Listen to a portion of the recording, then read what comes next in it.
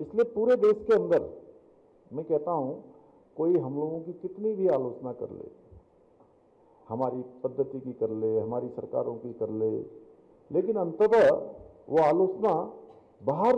से होगी, अंदर से वो भी मानते हैं कि हम लोग जिस विचार को लेकर आगे बढ़ रहे हैं, जिस चिंतन को लेकर आगे बढ़ रहे हैं, जिस ध्येय को लेकर आगे बढ़ रहे हैं, वो ध्येय हमारा विशुद्ध रूप से राष्ट्र प्रथम की भावना को लेकर आगे बढ़ने वाला हमारा ध्येय है। और आपने देखा होगा, मैं जब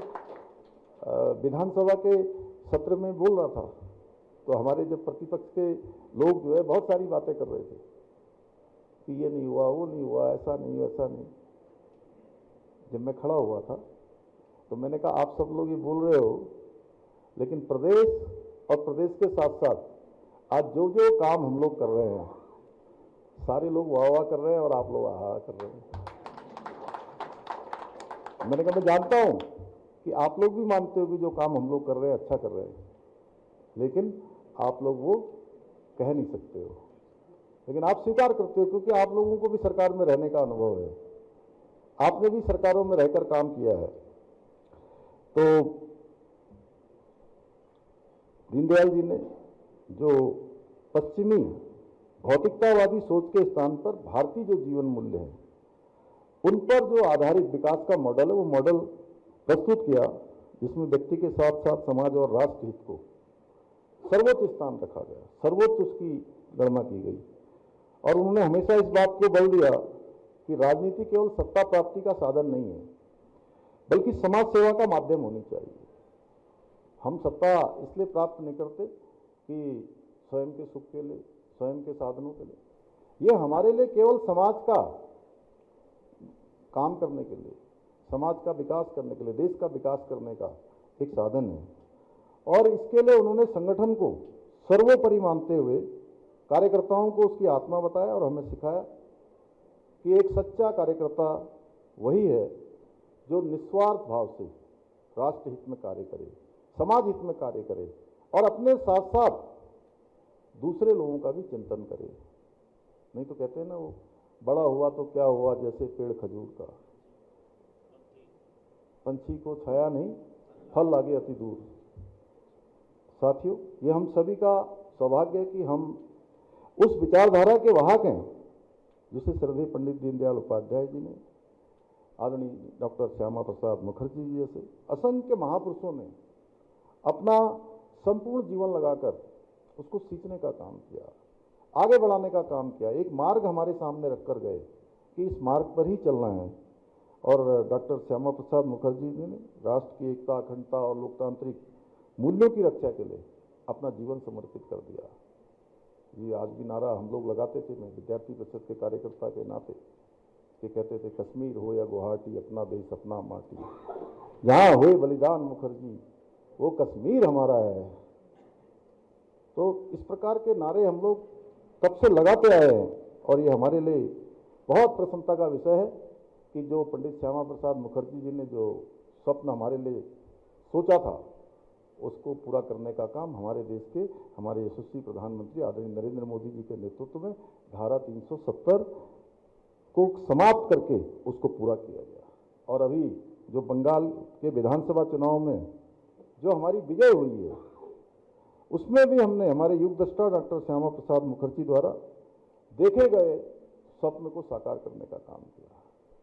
और सच में मैं चूंकि चुनाव में भी वहाँ गया और चुनाव के बाद भी गया, अभी शपथ ग्रहण समारोह में भी मुझे वहाँ प्रतिभाग करने का अवसर मिला। मैंने देखा, ऐसा लग रहा था कि जैसे कोई स्वतंत्रता मिली हो,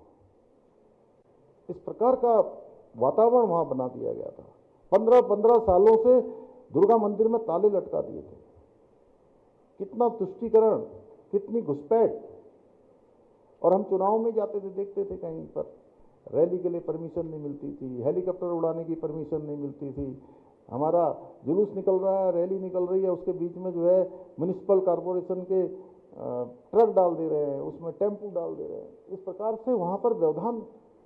होता था, जैसा ऐसा लगता था कि कहीं जो देश के अंदर, पूरे देश में जो व्यवस्था चलती है, उस व्यवस्था से अलग व्यवस्था वहाँ बन गई थी। और वो व्यवस्था समाप्त हुई और हमारे देवभूमि से गंगा निकलती है, यहाँ से गंगोत्री से लेकर गंगा सागर तक पूरा जो है भाजपा ही भाजपा हो गई। साथियों, पंडित जी का यह भी मानना था कि समाज में अंतिम व्यक्ति में खड़े हुए जो व्यक्ति हैं, समाज के अंतिम छोर में रहने वाले व्यक्ति हैं, उनके बिना लोकतंत्र सार्थक नहीं हो सकता। आज देश में केवल हमारी ही पार्टी, भारतीय जनता पार्टी, एकमात्र ऐसा राजनीतिक दल है जहां संगठन के स्तर पर लोकतांत्रिक मूल्यों और प्रक्रियाओं का पूरा पालन किया जाता है। यहाँ पर पहले से तय नहीं होता है कि जन्म आधारित पार्टी है कि कोई जन्म से किसी परिवार में पैदा हो गया तो उसी को ये मिलेगा। यहाँ नहीं पता होता है। जैसे कांग्रेस पार्टी में पता है कि अगले 20 सालों तक, 50 सालों तक कौन अध्यक्ष रहने वाला है, या देश की आज़ादी के बाद कौन पार्टी चलाने वाला है। उनका एक ही परिवार चलाता रहा। आज देश में ऐसे दल हैं जो केवल नेतृत्व कर केवल अपने परिवार का और अपना ही अधिकार समझते हैं, पर हमारे यहाँ तो कार्यकर्ताओं को आगे बढ़ाने, उनकी क्षमताओं का लाभ दूसरे कार्यकर्ताओं को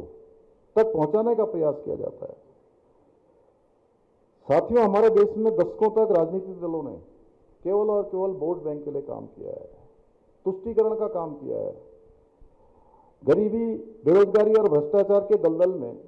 देश को धकेलने का काम किया है। आदरणीय प्रधानमंत्री मोदी जी ने, भाजपा ने इस वोट बैंक की राजनीति को टक्कर देने का साहस किया है पहली बार देश की आज़ादी के बाद, और उसके नुकसान से देश को बचाने में सफलता प्राप्त की है। इसीलिए आज पूरे देश के अंदर जहां भी चुनाव हो रहे हैं, सारे चुनावों में देश की जनता